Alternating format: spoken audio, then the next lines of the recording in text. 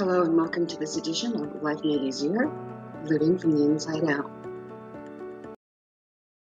Hello and welcome to Life Made Easier podcast. My name is Leslie Pezak. It is such a pleasure to have you join us today on this episode. Today, I am really excited to share this guest. He's one of these people that just gives and gives and gives. And I think that he's learned within himself the art of giving actually fills him up when he's able to give in the way that fulfills him. So I think that there's a way that we all can give and we drain, but then we can also give and it fills us up. And I think that this guest today is one of the perfect examples of being able to give that fills us up. I'm talking about David Nordell. And Mr. Nordell is a retired Air Force Command Chief Master Sergeant, and he has been for over 30 years. He's also a nurse. He works with the military of transitioning. He helps a lot of the military people with PTSD and overcoming and probably transitioning back into civilian life. And he was actually a medic in these when he was serving. And he served in Saudi Arabia, Somalia, South America, Iraq, Iran, Japan, and Hungary. I'm sure many other places that he might not be able to really talk about. One of the things that I think is really fascinating, not only about David, but also about other people that are in the military, these young men go in at a very early age, say 19.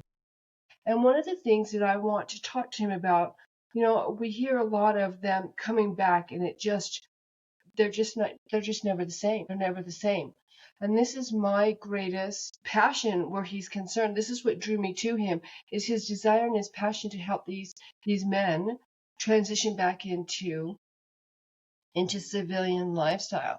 I know a lot of them come with PTSD, a lot of different things. And I just know that this episode is going to be one of the best episodes that so far we've had, and I think that it's really going to help a lot of people.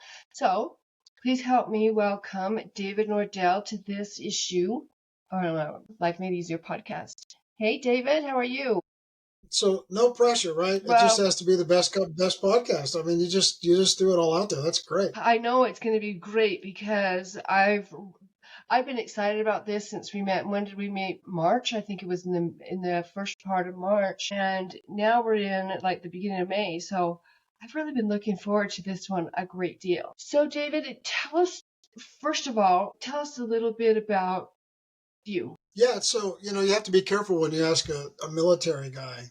Let's start in your story, beginning. And it all starts kind of at the beginning, right? Right. So, no, I mean, I grew up in rural Northern California in a dairy farming community, basically on a dairy farm and in farming. So everything that comes along with that, and as you can imagine, hard work and those kind of things. And I tell people, and in my writings, I use the farm as an example of life because everything's going on the farm.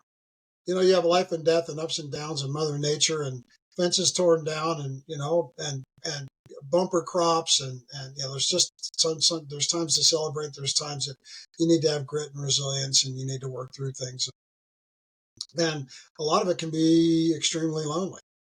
And it requires a certain level of self-motivation, self-leadership, and then leading others too, So there's a lot there. Always wanted to go in the military. The Navy was my first choice. It's a long story as to why I ended up in the Air Force, but I wanted to go in the Navy and be a plumber. And really long story short, because we'll talk a little bit probably about attitude and how you approach things, but the Navy recruiter on a certain day had a bad attitude and the Air Force guy didn't, and it changed my whole trajectory. The plumber thing was you always have people in your family that you look at and you say, I could probably follow in those footsteps and do quite well.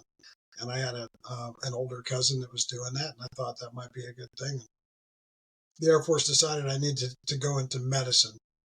And if you'd have told me through high school and growing up that I would have any involvement in medicine or taking care of people, I probably would have. Maybe I didn't see myself that way, but somebody did. Anyway, it was the best thing that ever happened. I had a natural aptitude for it. And this is where, if you go back to the farm, as I talked to a friend of mine that I grew up with that actually lives here in Billings with me in Montana. which is odd after all these years to run into somebody you grew up with. But I was asking him about, our leadership styles and how we approach things. And he's in a leadership, environment now. And he said, Dave, from the time that we were responsible for it, feeding animals, picking crops, whatever we were doing, from the time we were responsible for anything, it was never about us. The animals ate first. You didn't go in the house and have dinner if the feeding wasn't done. You didn't go in the house and have dinner if you had a sick animal. You didn't go in the house and have dinner if the animals were going to be in danger because there was a fence down. You did all of that stuff first, which means that you were always putting something else, person or, in this case, animals, first. And when you take that out in the world, you just don't leave all that. It's just something that doesn't go away. And in God's teachings, if you look at Jesus and how he walked the planet, it's very important to notice that he found a way to give continuously, even when he was spreading his message. And I kind of laugh when we do Bible study, and I am not a theologian, and I am not super duper steeped in the Bible where I can just rattle off verses. I know a few, but I sit with men that are very, very knowledgeable in this stuff. And when you look at the Bible, if you think that the Bible even gives us the ability to lament. If you think that Jesus didn't lament, if Jesus didn't shake his fist at the sky, if Jesus didn't lose his patience, all that stuff is kind of there. But there's a lot of teachings on how to kind of navigate. So that stuff all aligned. And, you get out there and you start taking care of people. My first job in the Air Force was delivering babies, which when you grow up on a farm, that's not too much of a transition. You see that all the time. It just happens to be the human piece of it. To deliver and say Sure. human babies. Yeah, when you have people and parents attached to it, it is different. Yeah, Right. so it's a big deal. So, through that, I put myself through nursing school and did shock trauma. I'm an ER nurse, emergency room nurse. And, that led me, through my military career as a medic. And, obviously you talked about some of the places I've been and the contingency / combat time that I did. And those all shape you and form you. After 30 years of that, and being married to my wife now, we've been married almost 33 years and raised a couple of boys, and you go through all of that. The one thing is that, life, especially military life, which we'll get to when you talk about transition, it really microwaves you. If you put anything in the microwave, when you pull it out, odds are it looks the same. You put cheese in there, it looks different. But if you put a hot dog or something in a microwave, it looks the same when you take it out, except it's not. If you put a hot dog in the landfill, 30 years later, you take it out, it looks the same. Well, yeah. Well, there you go. But the microwave has changed the DNA. Right. And so is the landfill, actually. The microwave, the hot dog isn't the same, even though it looks the same. Right. And so when your DNA is changed, that kind of shapes you into who you are after those foundational things, right? We all come with our morals and our foundational sets and stuff we get from our parents and our loved ones and our communities and our churches and those type of things. We all come with that. And those are foundational things. Those are rocks that are built foundationally. But as we navigate life, we change. And when we change, a lot of times there's no going back. It is what it is. If somebody takes an axe and chops off your arm, you're not going to have an arm. You might have something that looks like an arm or a prosthesis, but that arm is not coming back. And so, as life does that to us too, we have certain things that are joyous, successful things in life that changes, and we have major tragedies in life that changes, life and death and relationships and all those type of things. So, how do you get through that? Well, you gotta have good teams. You gotta have good people around you. You gotta choose, as your parents would say, you gotta choose your friends right, and then you need to manage your inner circle. And in there comes the giving back piece, right? The stuff that you talked about.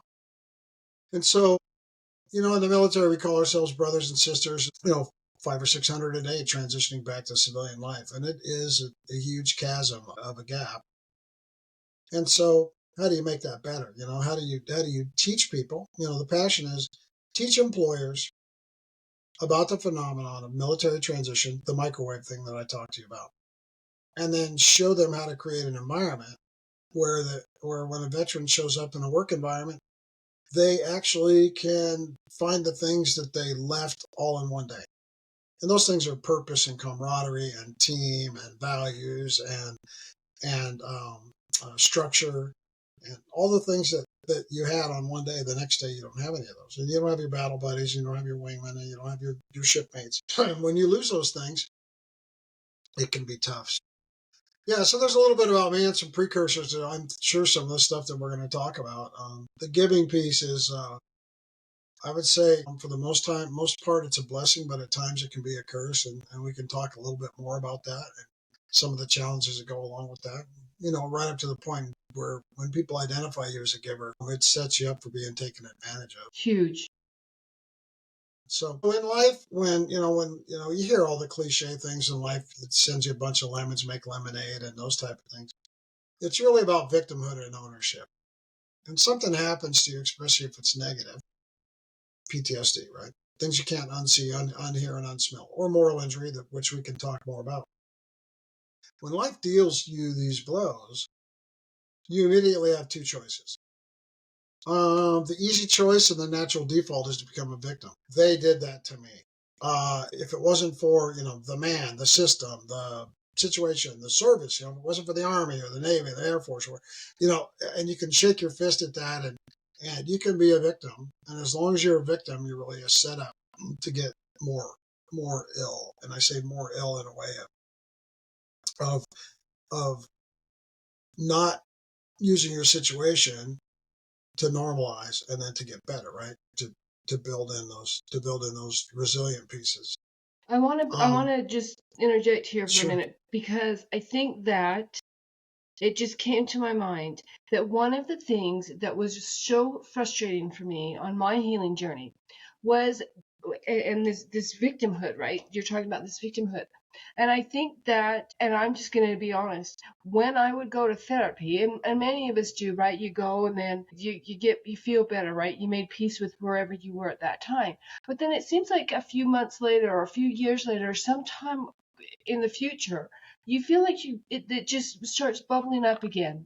And there's certain instances where it comes bubbling up again. And honestly, one of the things that when God hit my reset button and I had this opportunity to start over until, on my second life, that's what I call it. I realized that as I was looking back at, oh God, I've been through therapy so much. I should be like a genius, a superhuman healed person. But I did realize that each and every time when I went to therapy, it either blamed me and I had to take responsibility for something that really wasn't mine, or I was blaming another person. Therapy never allowed for there to be a complete and utter resolution. There was always something in there that blamed me, blamed another person, that kept us connected. And I wanted peace, right? I wanted to make peace with that stuff. And I'm just wondering what your thoughts are, because yes, there is that, the victim mentality. And I think a lot of us take that on when we know that perhaps maybe we should have done something different. Rather, it's because society told us to, or our inner knowing told us to, or that we're holding something against another person that we just can't let go of. We're blaming them, we're holding them accountable, it's their fault kind of thing, right? And this is where I learned within myself through this whole process. I was so tired of that aspect, and I just decided I'm not going to do that anymore. I'm not going to live it that way. I'm not going to process it that way. And then I started, doing things differently within myself. And now I look at it and I think, you know what? And even within myself, it's like after it was all over, it's like, Leslie, you learned what healing forward's all about. That little inner voice inside of me, you know what inner healing's all about. And I thought, okay, but it's healing forward, right? It was healing forward. That's when I learned healing forward. So that's something that I think is really, really important, so that there's not, where we don't feel guilty, where we're not holding things against another person or situation to set us free, right? Just to set us free. That other person might have been an ass, right? They might have really deserved us to hold this, but we deserve more than to hold stuff against people, because it just keeps us frustrated. And so that's where I wanted to just share. There's a couple things to unpack there. One is, I write about the fact that children know everything, just ask them. there's a few things that are grotesquely honest in this world. A couple of them are children and alcoholics, drunks. Whatever comes out of their mouth tends to be grossly honest and unfiltered, and it can hurt feelings sometimes. But it can also make you kind of be introspective. If you have high emotional intelligence and you actually hear, you can be introspective. But the one magical thing about it is if you watch children and something goes wrong, watch a video where there's 3 kids and one of them hits a baseball that goes through a window. They all run. They all run. In fact, they run in different directions. Right? And as they're running, they're making up in their mind what the story is. 2 of them are glad that they didn't swing the bat. So it's automatically they're saying it's not my fault. Even though they pitched it, even though that they were playing in the game, even though that they picked the spot where they shouldn't have. Right? And the one that is swinging the bat is hoping that, or is rationalizing how the other 2 are involved at a level that makes it just as significant as him hitting it with the ball, because misery loves company. And the reason I tell you that's standard. It's the way we operate because we don't want to be in trouble, right? And when we're in trouble, our default is to lie. Our default is to deflect, right? And our default is to look for company. Find somebody that's just as miserable or is in this with me. Makes it easier. Just flat makes it easier. Human nature. Well, think about when you have stuff that's going on personally. You've made bad decisions, or life just dealt you, just a really, really rash blow. You have ways that you have to approach that. High emotionally intelligent people will sit back and ponder it for a minute, have some self-awareness, and then draw some lines. And at some level, you have to take responsibility. Most don't. And when you live in this environment where you don't have self-awareness, my therapist always tells me, you must be the most self-aware male on the face of the planet. The reason that she says that is because when we're talking about things that I struggle with, PTSD is part of it. Some of it's my relationship with my mother, which I think we all can go back to that and find something. When I talk through it, I never talk about how I feel. I talk about what I know. And the thing is that I'm not doing anything novel. Dave's not special. Dave's just at a point now where he can articulate out loud on the front end, here's where I'm at, here's what I own, here's what I'm responsible for, here's the struggles that I have, here's the things that I know what I need to be doing. However, I'm still not doing them. David, how can you say that when your therapist said you are the most self-aware man I know? And then you look at me and you say, but I'm not special. This is how I do things, which is completely abnormal from the way normal people do things. So I think that I'm bringing this to your attention because I think that you know, sometimes we really need to look at ourselves and say, yeah, I'm really all that. And celebrate ourselves, right? I really have done the work. I've done the work, and I deserve to recognize myself and my efforts because I did this work. And I'm proud of myself, and you can get to teach it to other people. I just want you to take credit. I appreciate that. I guess what I'm saying is that if you're not there, you can be there. Right. When I say that I'm not special, it doesn't mean that I had some superpower that made me get to that point. It was work. Right. It took, and you had to have help. Right. To get there. Right. Right. And so these are the things. This is the whole transition. I'm the kid that if I broke the window, I ran, but I ran home and I told my mom I broke a window. And she goes, "Did you break the window? Who broke the window?" "Well, Billy hit the ball, but I pitched it." My mom would have come to the conclusion that you all broke the window, so it's, it's 1/3, 1/3, 1/3 to fix the window. That's just the way it is. So that has to do some of it with my values. But the other piece of that is, and I guess the deeper conversation is, if you're down and out, go talk to homeless people. I do it all the time. When I can find them and they're lucid, I talk to them all the time. If you talk to homeless people, most of them had a tipping point in their life, and they are in one of 2 states. They either understand that they're where they're at because of their actions, and they're trying to do something about it, like a kid that I met in Rapid City last year, in fact, almost this time last year, trying to make lemons out of lemonade, or lemonade out of lemons.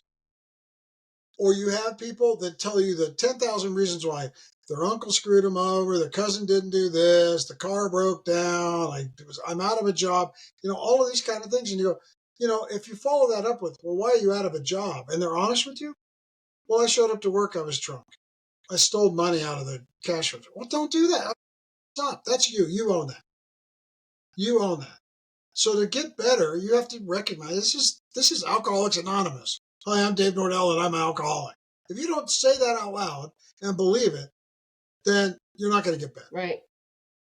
And so the next level of that, I guess what I was explaining about self-awareness, the next level of that is, how do you take, especially internal problems, internal struggles, anything in life, leadership, giving back, where do you spend your time? Where do you spend your money? Who do you invest in? How do you keep from being angry? How do you live a godly life? That's hard. It's impossible, actually. That's why he gives us all this room to sin. How do you live it? When you flip the whole model on its head, and when the ball goes through the window, you set the bat down and you start walking towards the house to go knock on the door to say it. Think about how much easier that is. It's holding yourself accountable. What? Well, it's self-awareness. Think about how much easier it is to go, oh, I'm here. I need to put the bat down. I need to go knock on the door. I need to tell the person, we were playing ball. I hit the ball through your window. How can I fix it? Right? Think about, to most people, they're like, oh, that's terrible. What am I going to do? 99 out of every 100 people, 99.9 out of every 100 people are not going to hit you, throw you off the porch, call the cops, or do anything else. They're going to work the problem with you if you're honest and you're forthright. So that even gets easier. But for some reason, when we have issues in our lives, the default is to run, figuratively and literally.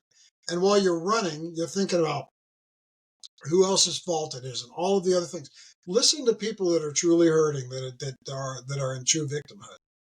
They never, ever, ever realign their situation with them.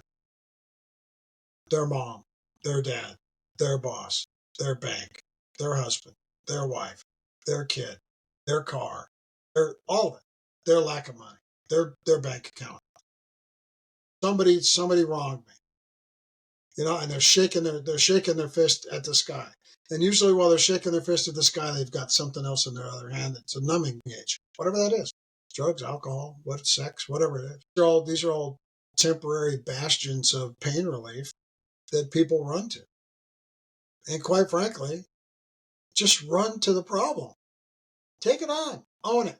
So PTSD, moral injury, we can talk about moral injury in depth because there's a lot of moral injury out in the world, well beyond the military. Those things, boy, you can have 1,000 reasons.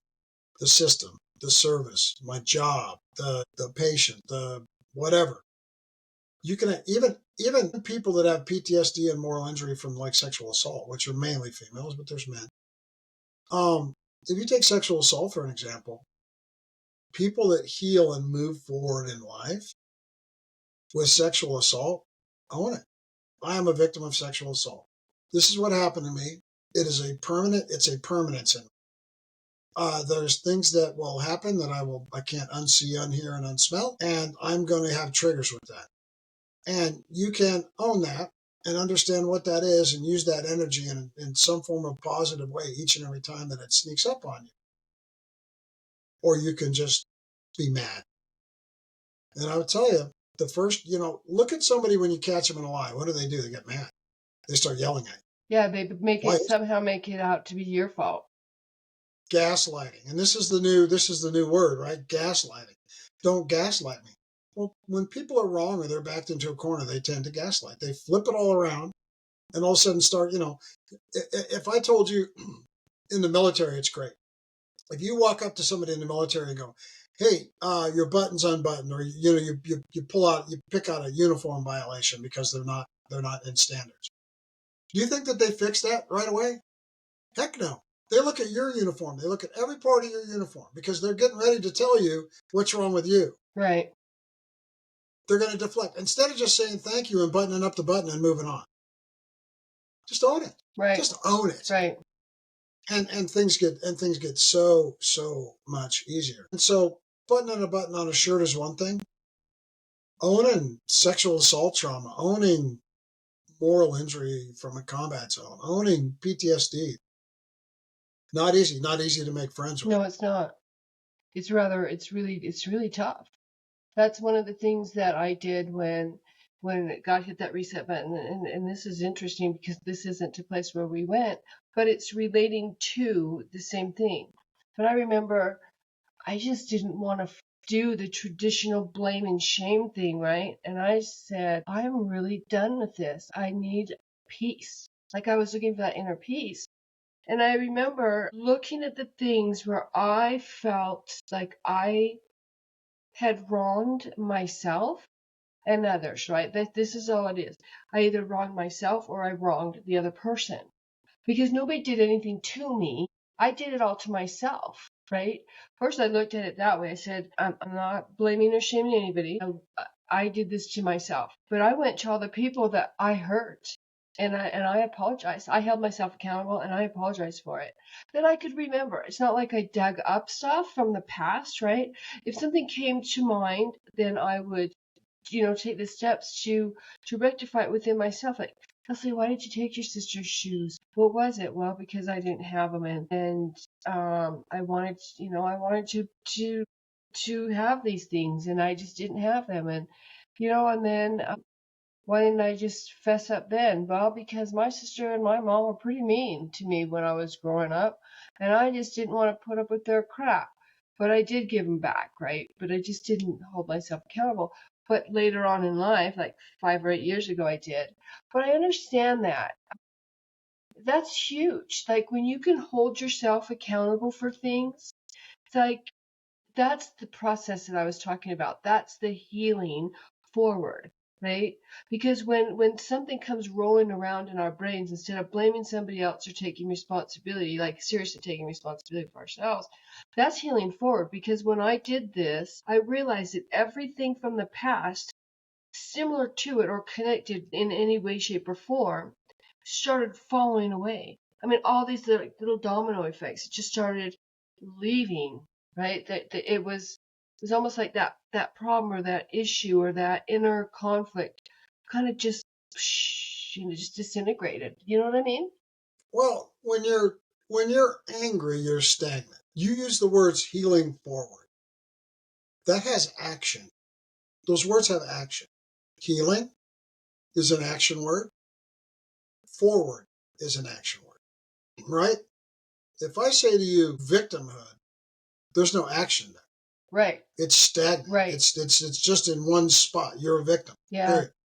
I'm a victim. You're classified. You're in a box. It has hard lines. Yeah, because when you don't say know where to go, what to do, you're just right. Yep, and you're stuck. Right. When you say healing forward, right? Right. What stage of healing are you in? Where are you at in your journey? Your healing journey, right? And you can say, let's use a physical ailment. Let's use, I don't know, cardiac rehab. So you had a heart attack. Where are you at? Well, I'm in cardiac rehab. Well, you know where they're at in their healing stage, right? Right. All the way up to, hey, I take an aspirin a day and I'm back to running marathons.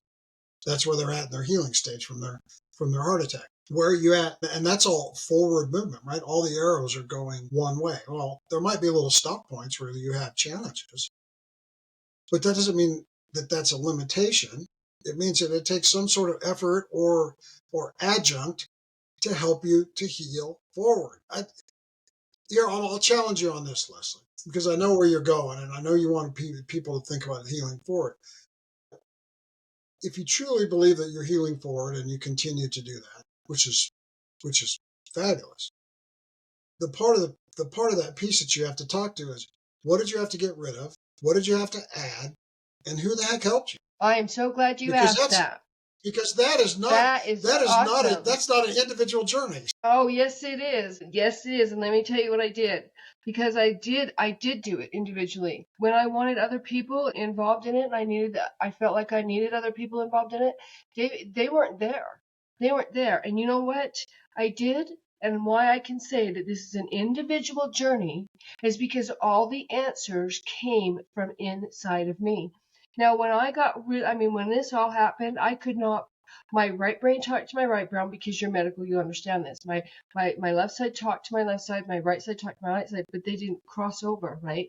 And when it was all said and done, I was like a 5-year-old. So I kind of had to start all over. I mean, it's really like I was given a second chance to live again. But what I started doing is, because I couldn't put these thoughts, that I couldn't form them like together, like making logic out of them, right? I started seriously paying attention to my body. What was my body feeling? If I felt tense, if I felt, you start understanding. And then I had a list of certain feelings that I would go through. I mean, it was quite a process for me. It took me 3 years to be able to function again in society. But I did not have I didn't have anyone around me. I didn't have family. I didn't have any. I had me. I had a great therapist and a team of doctors. That's help. And well, they That's did help. help me. Therapist, Right. doctor. They did help me. But I mean, what I'm saying is, like, the people around me, like family, friends. No, They had to go. they had They had to. to go. Everything. That's what I said. That's what I said. What did you get rid of? I got rid of it. Because to heal forward, you have got to fire people. Right. And sometimes they look like your family. You got to fire them off your life team. Right. And you got to put the right people on them. Oh my God, yes. Everybody was fired, and you know what? Actually, I didn't fire them. I think God fired them, or they took this. I mean, to me, it was God fired them. God said, Leslie, if you would have kept going down that path, they would have destroyed you, right?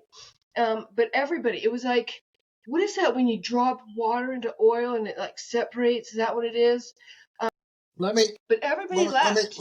Everybody was gone. Everybody, and it was beautiful. Let me hypothesize. Okay. Because they were all leeches. As long as you were down and out, they could take advantage of you. They could tell you what they wanted to tell you, and they got some sort of grotesque satisfaction out of that. Once you started to transition and heal forward, they were scared to death of you, because any involvement with you required work, affirmation, cheerleading, and those type of things. And they weren't bought into that, because they weren't bought into you. And so they left naturally, because you were not food anymore for their grotesque approach to how they deal with people. That's what you have to. You're going to be hard pressed to find a dozen people in your life that truly care about you in all aspects. It's hard. You know, that makes a lot of sense, because, we give and we give and we give and we give, and we think that our environments are healthy. But when it comes down to it and you need something, oh God, no way. Absolutely no way. Even my husband, that I had just been married to for a few years, when this all happened to me, he just left. But he didn't not take all the great things that I ended up getting sick trying to create for, and do. And yeah, you're right. Ooh, you're right. Yeah. So this is awareness, right? And here's the normal human reaction to that. That's my mom. That's my dad. That's my brother. That's my cousin. That's my mom and I, God rest her soul. She'll have been gone 2 years in Thanksgiving. We used to go round and round and round about this, about family, because my mother was tied to this thing that family is family. God, family, country, in that order. And you know what? For the most part, that's great grounding, and that's where you should be. Right. But the family piece is not all the end all, the be all. The family doesn't get to say whatever they want to say to you at your expense. The family doesn't get to take whatever they take from you at your expense. And they certainly don't get to disrespect you because you're family and whatever that they want to do. And so guess what? You're fired. And you have to fire people. Right. If you looked at my life team 10 years ago when I retired from the Air Force, almost 11, when I retired from the Air Force, if you looked at my life team then, and my life team now, I have probably almost 100% turnover. Almost 100% turnover. Well, you still have your wife and your kids, right? You didn't turn them over. Yeah. There's I will tell you, out of my family, I have some in-laws, people that married into the family that I'm closer to. I have a couple of cousins that I've grown closer to. They're a little older than me, that I've grown closer to in my older years. But it's because they're there and we respect each other. And that stuff matters. So You can't heal forward until you do a couple of things. You have to surround yourself in a world of respect, and you have to respect yourself. Absolutely. Period. And until most people that are in victimhood, if you talk to them and ask them how they feel about themselves, all the words that they will use to describe themselves are really disrespectful. Right. It's stuff you wouldn't tell other people. Exactly. Yeah. And so that's you got to so get true. that. You got to get that right. And I haven't perfected this. Leslie, you talked a little bit about, going backwards to go forward, and you go to therapists and you want this peace. There's no such thing as peace. Life is hard. And you better, Carol Lawson, who's the women's basketball coach for Duke. She did a speech called Handle Hard Better. And I listen to that occasionally. It's for the team. It was an impromptu speech. She was talking to the team. It must have been later in the year. She had some seniors graduating. And she was just flat telling them, you think it's going to get easier when the semester's over. You think it's going to get easier when you graduate with a Duke degree. No. Life is just flat hard. So if you're standing in some line waiting for the easy bus, you're going to be there forever and life's going to pass you by. Right.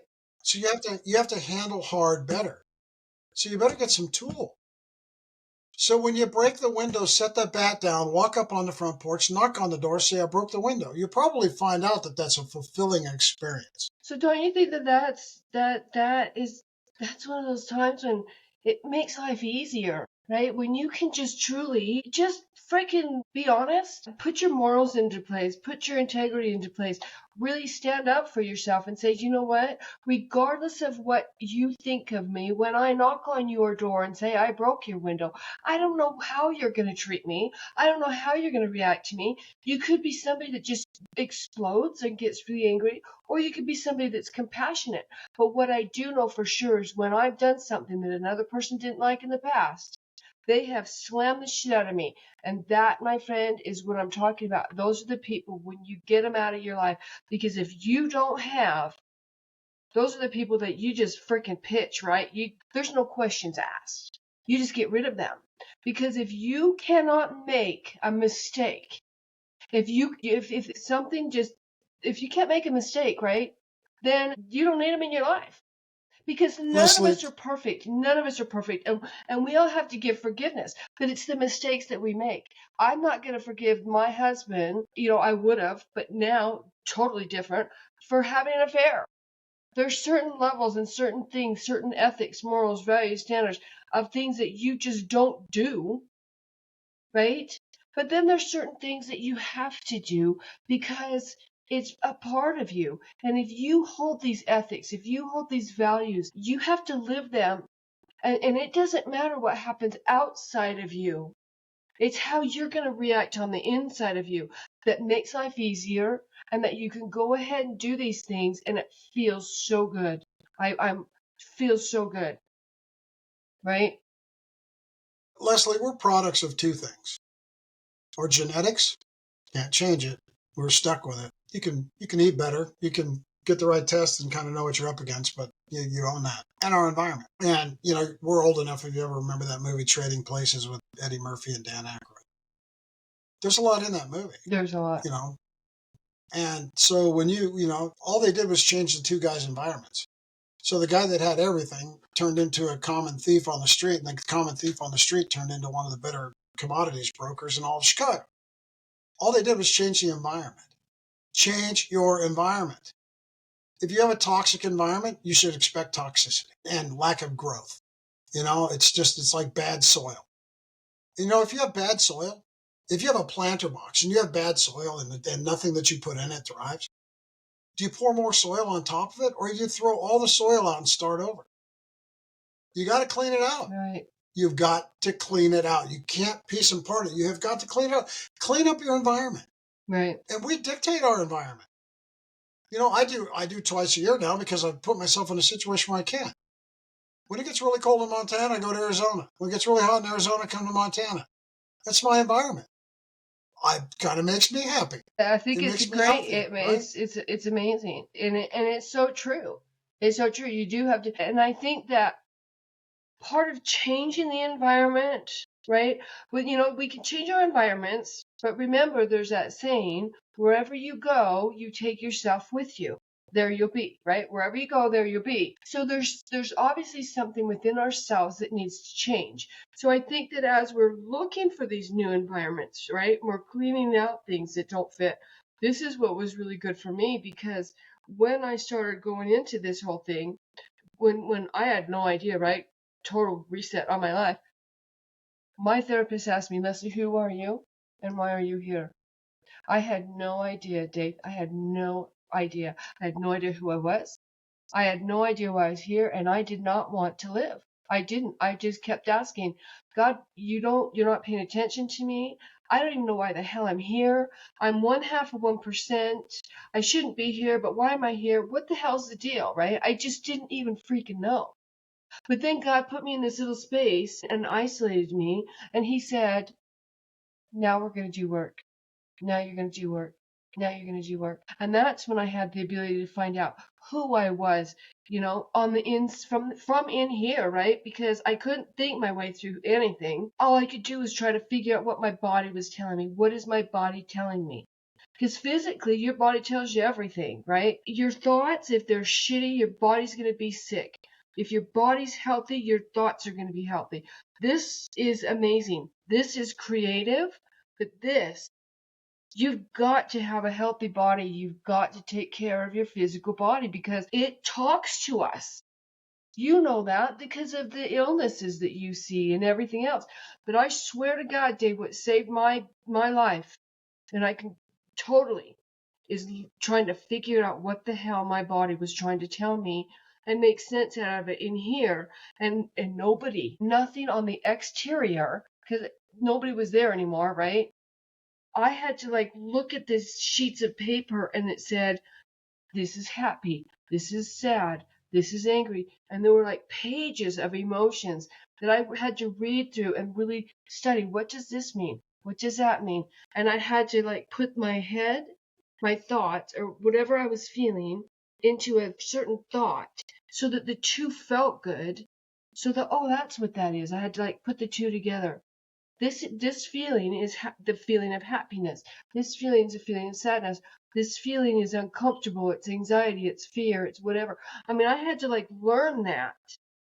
But I did it by myself. And I'll tell you another thing. It was the first person I dated after all this happened.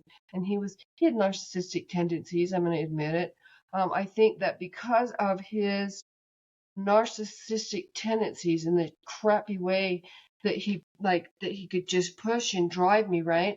I think that I have to thank him now. He was such an asshole then, but he was such a driving force for me. It just propelled me through it. And I thought, you know what?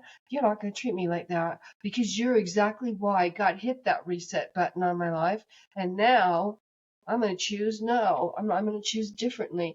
So that's so important. So, you're a genius, Dave. Genius. I mean, that's great that you saw The Narcissist and did a whole podcast on that the other day about narcissism, Narcissist Whisperer, because there's a lot of it out there. But see, Well, and that's something else that I think is interesting, because the more and more that people are looking outside for their answers in here, they're trying to fit into all this stuff and be perfect for everything, they're screwed. You're screwed if you try to dictate who you are and determine who you are by what's on the outside of you. You're a mess. You are a mess, my friend. and there's a lot of people out there. Well, so let's talk foundationally about what that's really about. There's really no true savior than the Lord Jesus Christ. And everybody wants to read a book, Leslie. Everybody wants to read a book. If you want true fulfillment, if you want true internal peace, Say that again, the first part. I said there's no true savior other than the Lord Jesus Christ with these things. Okay. A new boat and a new set of skis and a new golf club and none of that works. What works is having your conversation and your relationship with God at a level that you can turn a lot of this stuff over to him and let him handle it, because he's got the stick anyway. You can't take it away from him. You can never, ever, ever take the steering wheel away. So that's number one. Number two is everybody wants to read the book that says the 9 habits, the 5 hows, and the 7 keys to whatever. They want to read that book. The 7 keys to internal. and they want to go to the last page. They want to pull that page out of the book that has 1, 2, 3, 4, 5, 6, 7. They want to put it on the wall and go, I'm doing these 7 things. I must be happy. There's only one book. It's been around forever. It's been a bestseller since it was written. It hasn't been modified. And it's a book full of stories about a journey of a man who was trying to teach us all how to live our lives in a way and to believe in the Lord God Almighty at a level that makes the people around us better, that lets us be giving and caring, and it lets us have internal peace. The only place that you can find internal peace is through the Lord Jesus Christ, period, dot. It's the only place. Because if you're trying to fill your cup, if you're trying to fill your... Are you familiar, the pastor gave a sermon about, are you familiar with the term sine? So sine cera means without wax, but it's the root word to sincere, the word sincere. And the reason it means without wax, sine cera means without wax, is back in the biblical times, they used to have kilns and they would make clay pots, for you to hold your water and things in. And every pot that's ever comes out of a kiln has imperfections in it, has cracks. And everyone's different, has different cracks and those kind of things. They used to fill those cracks full of wax. And then they would put the veneer over the top of them, and then they would sell them. And then the people that would buy them would take them. So the practice when you went to the market was to hold up the pot to the sunlight to see if you could see through the cracks, because if it had wax in it, you could see it. If it didn't and was filled with solid material, it was sine cera, without wax, which meant that it was a good pot. Well, we all have cracks. What do we fill them with? What do we fill them with? Alcohol? Sex? Drugs? Ski boats? Airplanes? I mean, we all want to enjoy ourselves, and there's a lot out there in life that God's put in front of us for us to enjoy. But if you got a crack, you got to fill it. In Japan, they fill it full of gold. They fill the cracks to the gold. And so every pot Well, there's a has its own story signature. about a pot Yes. about the potter that was in, Yeah. and he went to his workhouse or his shop, and all of his pots were broken, and but nobody was buying them anymore, right? Nobody was buying the pots because nobody needed them. But he started filling those cracks. He put them all together with gold, glued them together with gold. Yeah, there's a story about that. There is. And so what are you filling your cracks with? No matter what they are. Your emotional cracks, your life cracks. What are you filling your cracks with? Find something solid to fill them with. That's the right team. That's the right belief. That's the right relationships to include with God. All of those things matter. This isn't a podcast about religion. And there's people that will tell me, Dave, there is no God. I've had probably the highest functioning narcissist that I ever knew in my life. I worked for him. And he asked me one day a question, and I said, these are the kind of things you have to turn over to God. And without even flinching, he looked at me and he said, there is no. That's interesting, because the guy that I was dating, I listened to Christian music, and because that helped me heal, and he was like so against it. I thought you quit listening to that. Why do you listen to that? He took that aspect and really tried to change that or take that away from me in some way. That's right. Interesting. It scares them. Narcissists, it scares them. It's scary. If you have the power of God in you, then they can't control you, because that's your foundation. Right. Narcissists prey off of people that have. Yeah, because the more we got to know each other, and the further along the relationship got, and the more more solid, or the more foundation that I could solidify who I was, the relationship parted. And he probably left naturally. When found an easier prey. Yes, he did. Sure. And he probably told you all the things that were wrong with you and why he was leaving. Yes, he did. Yep. And then he boogied. And actually, the thing was that you were impenetrable. He wasn't getting the food from you that he needed. I remember him saying to me one day, he said, "You know what my dad said about you, Leslie?" And I said, "What's that?" And he said, "There is not a mean bone in that girl's body, and we just don't think she's right for you." That's what he's telling me. It was like, my dad said there is not a mean bone in her body, and we just don't think she's right for you. Wow, how could you and he made it look like there was something wrong with me. I would have taken that. I'd say, I'd take that. Have a nice day. Well, at first I was like, okay, well, if there's not, then what the hell is wrong with me, right? But it wasn't that there was anything, and that's what I'm talking about. We have to stop looking at the outside to say, because I'm not fitting in with you, you're not choosing me, there's something wrong with me, right? But there wasn't anything wrong with me. Because if I would have let that think it, then I would have felt within myself, there's something wrong with me, there's something wrong with me. But Why do you think people find fault in other people from afar through assumption, to either based on their hair relate color, their to clothes? or to feel better than, I don't know. Yeah, it's to assuage some insecurity that they have about themselves. Yeah. And so you have to be careful, because if you listen, you've really, really got to listen. So you talked about a couple things, your body. Listening to your body. Let me give you an example. When I got into this endeavor, this revenue generating endeavor, right? Because I set it up as a business. So, what you do is worth something, right? Well, I don't think so. I think that you can give. I think you can give freely. But between social media, the things that you're involved, and this is fairly recent. If I opened up my LinkedIn right now and I saw something from somebody it makes my heart rate go up, makes that funny, gives me an emotion that's not a thought, that's not healthy, I unfollow them. You have to. But think about how hard that is. People are like, well, gosh, what am I going to do? Unfollow the 2,000 people or the 200 people or the 10 people? If I literally or figuratively unfollow people, then I won't have anything. That's wrong. That's That's right. wrong. That's right. Because there's plenty of, for every 2,000 followers that you unfollow, there's 2,000 that you should be following. But you got to find them. You have to you have to clear things out in order to put more in. You can't have this vessel, and this is where it takes those layers, like you're healing these layers. You have to get rid of what no longer serves you so that you have space. It's like you said, you have to take the trash out. Then you have to sit in, and when you sit in that aloneness, when there's nobody around you, when there's no people, nothing, when you just sit in solitary. And I think that was one of the most beautiful things for me, was not having anybody around me, right? I did my yard work, I took care of my house, I did crafty things, I did things that made me feel good. I built inside of me something that said, I'm worthy, and these are the things that I can do, and I can whatever it is. But you're right, that is where you just get rid of the crap that doesn't feel good. But one of the things that I think is interesting when you bring up spirituality is the fact that,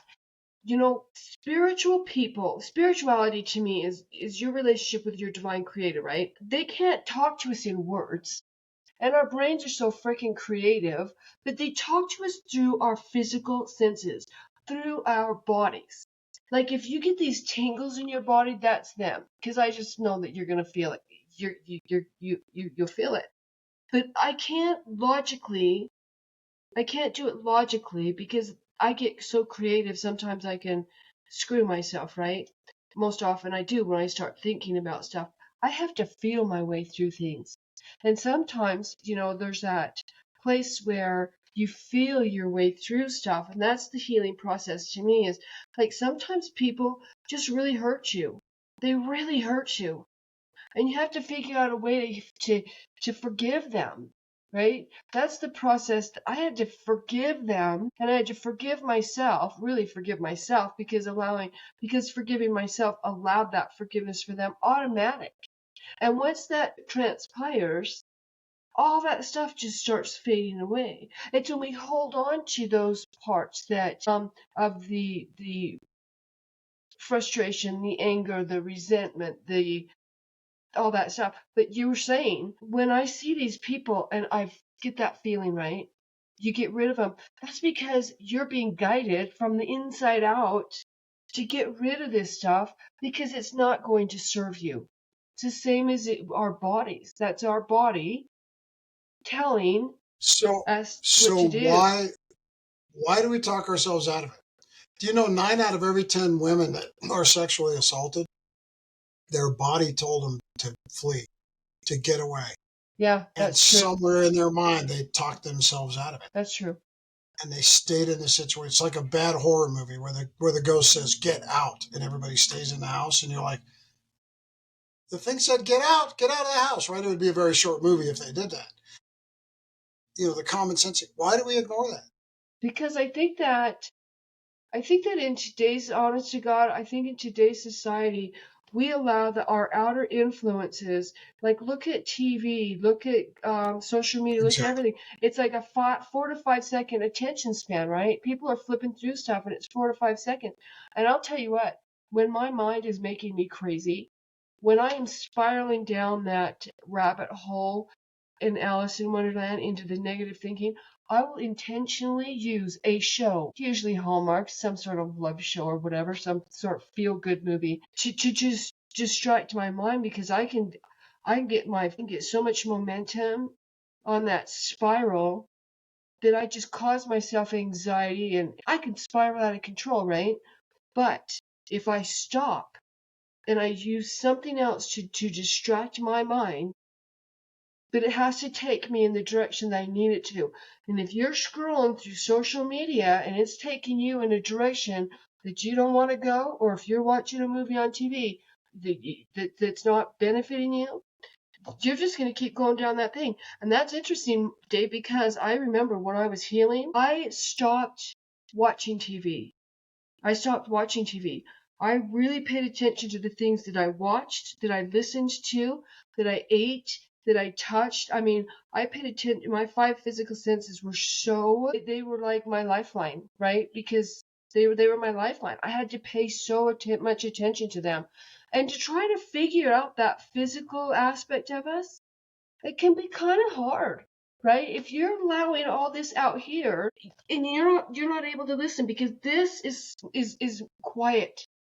This is nurturing. This is loving. This is feel good, right? This is feel good. That's not feel good. That's experiences challenge to make choices and decisions of how you want that out there to look like to affect this in here. Does that make sense? Do you know one thing that narcissists are good at? This is where they get this is how they can become so good at preying on others. Narcissists don't care what anybody thinks. They don't care. They'll put clothes on. They'll go out in the community, and somebody will go, "Gosh, look at why is he dressed that way?" He or she doesn't care. You don't think that They they don't have care. like self? Because to me, it was like the guy that I was Nope. dating. To me, it was like he was so, I don't know. It was like he just had They to love look perfect. themselves. Well, right. They love themselves, and they have to look perfect. The reason they have to look perfect is because they can't give anybody else an excuse to come back at them. So if you're in tip-top physical shape and you look perfect and you got the $2,000 suit and all of that stuff, then you can walk around telling people, oh, your makeup looks terrible today, or oh, you gained a couple of pounds, or you should get in the gym, or you shouldn't eat that, or that's unhealthy.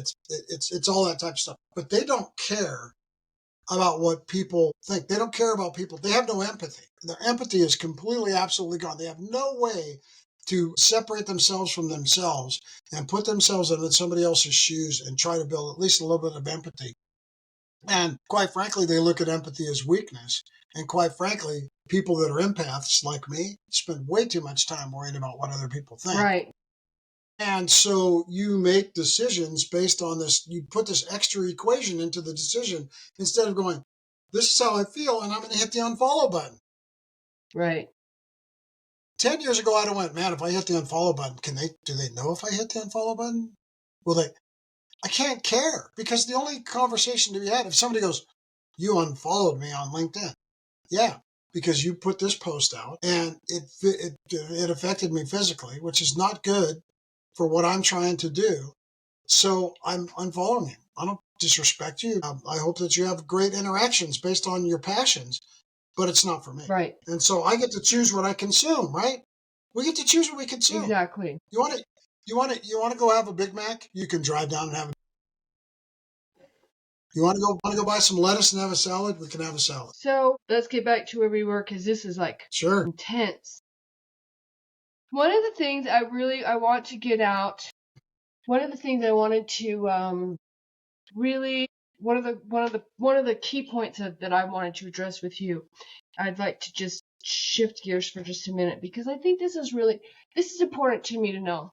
You know what, David? How long I mean, I don't know much about the military and the military branches and all this other stuff, but do they all train to go, these people to go into the service? How long do they take to train them to go into the service? It depends on which branch you go in. It depends on what you call training, because you don't stop training. Yeah, but You don't they train to the prepare last day. them before they, isn't there a No, stage like boot camp or whatever? I don't know. yeah, I mean, yeah, basic training.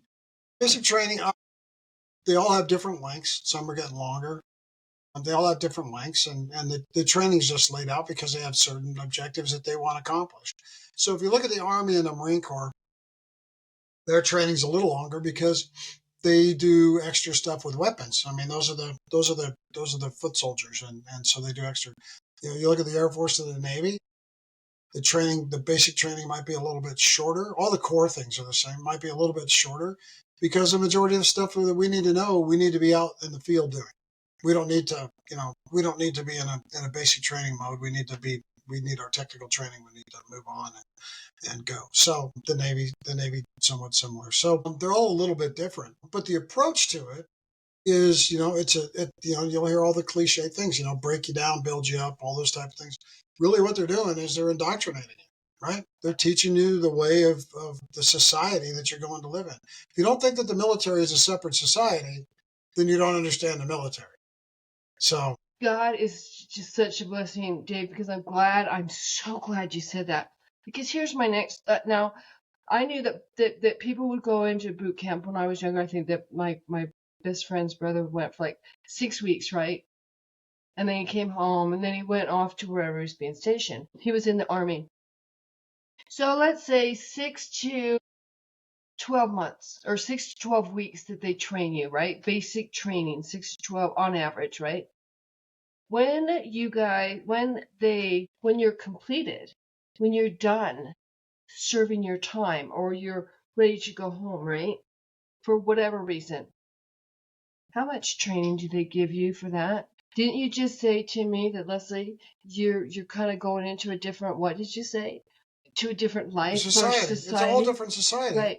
So if you're going from this, especially these 19-year-old kids, right? When you're going from one society, social freedom society, into where somebody tells you what to do constantly, but you have to be trained to be in that society, why aren't they training?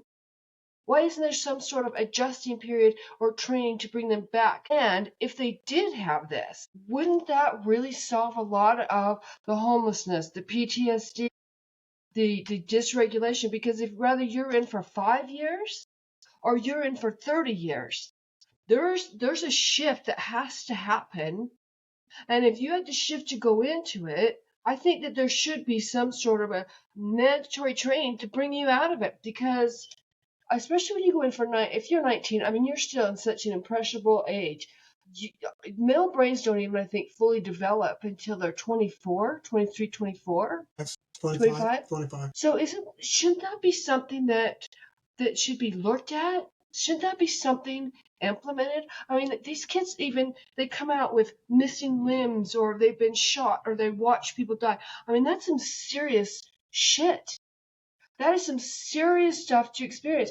But they just send them home on an airplane with their little suitcase and say, thanks for your service. I think it's crap. I think Well, I think something needs to, and I just think something needs to be done. And if they had that somehow, it's just, I think that it should be mandatory. I think that it's something that is massively required, and depending on it, I don't think it should be, say, you can only be in this transitionary period from there for 6 to 12 weeks. I think that they should have as long as they damn well need, right? Depending on how long you serve. 30 years, you've seen a lot of stuff. let me give you an example of something that was a phenomenon in our society that people got frustrated, because this is no different than coming out as a veteran. If you went for a job interview tomorrow and you were in a wheelchair and you were deaf and I wanted to hire you, I would already know what I needed to tell the staff, what the elevators needed to look like, what the bathrooms needed to look like, what the staircases need to look like, where I needed a ramp. if there was carpet or not, where you were going to sit, where, and how I was going to help you with your hearing stuff and all those kind of things. Do you think that I know all of that stuff because out of the goodness of my heart as your employer, I want to make sure that you're accommodated because you're in a wheelchair? Yeah, No. maybe. Or is No, it there's a law your? called the American Disabilities Act that says if I don't do this, I'll either go to jail or I'll have heavy fines and those kind of things. Because back in the day, before the American Disabilities Act existed, nobody put ramps on their buildings. Nobody put those little bumps at every crosswalk in every city in America. Nobody made sure elevators were wide enough that you could get in them with a wheelchair and turn around. Nobody did any of that stuff until we made it mandatory. The veteran phenomenon is hard. You'll hear a lot of employers say, well, we hire a lot of veterans. Really? Well, why do 50% of veterans leave their job in their first year and 65% and as high as 80 are gone in 2 years? Because there's no environment, Leslie. Because people say reassimilate. They don't have any appreciation for all the things that I just described, the microwave phenomenon. They don't have any appreciation for that. I did a presentation here in town to some senior leaders. And quite frankly, I could have done better with the presentation, and I got gaslit, right? I got all this feedback. Well, you could have done this and you could have done that. And they missed the forest for the trees, right? Right. What it was you have a huge population, they have a need. This is a call to action for you to do something. And nobody did anything other than tell me how my presentation could have been better. Right. It amazes me. And this is why I'm offering everything that I do now, I just offer for free. I don't want to be in business relationships and I don't want to sign contracts. If you want me to come and talk to you and you have respect for me and you think that I can contribute, sure, I'll pop in and we'll have a chat. You want me to come and give a motivational speech, I'll do that for you. You want me to be on your life team? You want me to mentor you? I do that every day. I did probably 30 minutes of that just before we got on here today.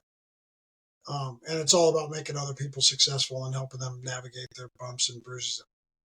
I'll do all that, and I'll do it for free, and I'll just give. The first book I wrote was giving back, and I just think it's vitally important to do that. So we need society to either inherently and through natural motivation give back to veterans in a way that's meaningful, not just saying thank you for your service. Or we need to legislate it, and we need to make it mandatory. But one way or another, you're right, it needs to be done. It does. It does need to be done. And I think that what's interesting is it's not just the military people, but we could just really find gratitude and appreciation for the struggles that we go through, for the understanding that other people go through struggles as well too, right? Finding appreciation in the fact that they're still here, just like you're still here. Appreciate the fact that they are where they're at, and that you're going to have empathy for that, right? Because it all trickles down. When you look at it, when you can change your perspective, it will all trickle down. But yeah, this whole thing about the military, I mean, I get so angry because and now that this political stuff is coming out, and I don't want to talk politics, I just want to use this as an example. As we look at the things that are happening in our government and that are being exposed, and I look at the minimal amounts of money that these kids are paid to go in to protect our country, while these people are stealing. I mean, the military people, these families, they're losing their homes, they're losing their marriages, they're losing their families, their lives are destroyed because of the insecurities and cheating and whatever else goes on, right? It's just such an unstable thing, and it's so thankless. So thankless. It really pisses me off. It makes me so angry. It's like, do you realize not just what these people are doing for us, but realize what we all are going through, we're all trying to put our own pieces together to our own puzzle, right? And we need to really understand that we're all on different pages. We're all going to have our ups and downs. If I have them, you're going to have them. If you have them, we're all going to have it. We're all growing and learning on different levels. But if we could just find some sort of that common ground, that respect or appreciation that we're all in this together, And if it's going to work, if it's really truly going to work, we have to really find that inner guidance. Would you call Jesus a leader? Yes. I take that back because I look at him as he set an example, and the example that he set was such a profound leadership, right? That one of the things is Jesus. Are you watching The Promise or Chosen? I started. I haven't. Oh, well, in the Chosen, it's not that I won't. It's just I haven't finished. So. Right. In the Chosen, there's a part where Jesus is talking to his mother, and it's right before the crucifixion and such, right? Right before the part where he enters in on the donkey or whatever. But he's talking to his mother, and he said, "They don't get it. They just don't get it, mother." And he's talking about his disciples. They just don't get it. They don't understand what I'm trying to teach them. And that was very profound for me because it's like he was a leader, yes, but he was trying to lead by example. I don't think that he never ever told anybody, you have to do it this way. He always gave them a choice, right? Here's what I think was magical about Jesus. He met people where they were at. Right. To include washing their feet. And that was okay. Nobody washes anybody's feet anymore. And nobody meets anybody where they're at. They assign where they're at based on the size of their bank account, the title that they have of their job, where they're at in some corporate thing, where they have access. And the only way to get access is to have money. Right.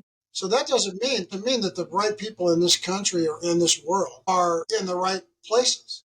Because the true leaders that will meet people where they're at are usually beat down. Yeah. Goody two shoes, all the things that you can be called because of a populist take. Boy, we've got it all today. I got guys mowing the lawn right outside the window. I got the dog sitting. Here's the we've talked about a lot. Right. We're gonna have more recordings, I hope, because. Yeah, absolutely. But here's what I'll give you is this all starts with yourself. Right. It all starts with you. 99 out of 100 things that you face in life, you were the one that swung the bat when the ball went through the. Don't gaslight people. Don't deflect. Own it. Own it. Whatever it is, own it. And God is all forgiving. Even your husband and his adultery. Yeah. You may not forgive him, but God has. Oh, I had to forgive him because I've learned that in order to have what I have with the Holy Divine, you have to have purity, mind, body, and soul. And if you have purity, mind, body, and soul, that inner peace, they will guide you. It's like they just give you these wings, right? And you just fly through stuff. But if you don't have that inner peace, you kind of stumble through it, right? Yeah. So if you want your wings, you got to stay. But that's there for everybody. You have it. You have that guidance. But not a lot of people do. Perfect. We're not supposed to be. My compass gets goofed up, and so you have to keep doing the work. Yeah. So there's no easy way out, Leslie. You got to do the work. But you know what? You can structure your life in a way that has the right people in it. And you're not defined by the amount of friends you have, but you are defined by how you make yourself feel. Let me say that again. You're defined by how you make yourself feel. When you have emotions, you probably normally have control of that. Unless tomorrow some guy pulls a gun out, sticks it to your forehead, and says, "Give me a lighter." That invokes a lot of feelings, and you probably didn't have a lot of control of that. Unless you were an idiot. Your situation you shouldn't have. But for the most part, you didn't have a lot of control of that. Most of the things we have control of. We have control of our environment and what we consume. And that's all consumption. That's just not what we put in our mouths. It's what we consume, what we read, what we see, what we hear, what we expose ourselves, all of that. We have control over all of that. Yeah. So don't be gaslighting. Own it. Just start with you. Yeah, there might be contributing factors, but that might just be the straw that breaks the camel's back to make you redefine your life team and to do some firing and some hiring. Yeah, run your life Run your life like a CEO and be a profitable company. And I think it'll make you better. I turned 60 in a few days. When's 2 your months, birthday? the 9th of July. So, This is May. yeah. Oh, I thought you said in a few days because on the 17th. Yeah, no, I amended it. I said a few days, and it's really 2 months, 60 days, whatever. I was going to say, So, I'm going to be 58 on the 17th of May. So that's really kind of, there you go. that's interesting. Good. Happy birthday. Thank you. But I've really kind of mapped things out and had a long talk with myself and look at other people, and I watch intently how other people navigate. Yeah. You know when you hit 60, Leslie, you got about 20 years. You got about 20 years. You know, that's funny because I might live to be my mother's age, which is 89, but I will tell you, her quality of life probably ended at 81. I was actually thinking about that the other day. I was thinking, Leslie, if you live to 97, and that's like luck, right? Nobody's in my family's ever lived like that. But I was thinking, you only have like 30-something years left. Yeah. And that's not to scare people or to make, but the thing is what are you going to do with it? Right. Some people think the difference between heaven and hell is what people think of you after you leave this earth. My grandfather used to say that. Not that he wasn't a God-fearing man, but he would say. So you've got an opportunity to leave a legacy. And you can be like your boyfriend that you have and be a narcissist and leave a legacy of disrespect and hurt feelings and hurt people. Or you can leave a legacy of giving back, right, and have people just be in a better place. Somebody wrote me, one of my proteges wrote me today and said, "Thanks for being a cheerleader for me, because I don't." That's awesome. Well, I'm fine filling the role because I believe in her and she deserves it. And I'm fine filling the role. I just don't cheerlead to be cheerleading. But, people need to hear what's good about them. Right. We're really quick to tell people what's wrong with them, but we're not very good at telling people what's good. Yeah. So I'll leave you with that. How's that? Say it again. Your final words, Dave. Tell me your final words on this podcast, because I know that you and I are going to. I just know that we're going to build from this, because I think this was a really great conversation. I think that it needs to be expanded on, but there's so much intellect and so much wisdom that you put into every word you say, and you think a lot about things before you open your mouth. And I think that's interesting. Not a lot of people do. Well, here's what I'll give everybody as a precursor to our next conversation. It begins and ends with you. All things begin and end with you. Stop looking for excuses. Own the good, own the bad, own them. You'll take a quantum leap into internal peace that you've never felt ever before. I think those are very good words. Those are very incredibly wise words for people to really think about. Well, Mr. Nordell, I am so pleased for this conversation. There's a lot here to think about, and I think that there's going to be a lot of comments, and I think that it's going to change a lot of people's perspectives, or at least spark an interest to start looking at things in a different way. Sure. Well, thank you again, and I hope that you have a really great day, and we'll talk again soon. You bet. You're the best. Thanks, Leslie. Bye. Hello, this is Leslie Paziak. I want to thank you for watching this video. And if you found the information in this video useful, please consider liking and subscribing to the channel so you can receive notifications when new content is released. To learn more about how you can begin putting these principles into your life, living from the inside out, please visit my website at lesliepaziak.com. Thank you again for watching. I look forward to sharing more quality videos on this channel in the near future, and I hope to see you there.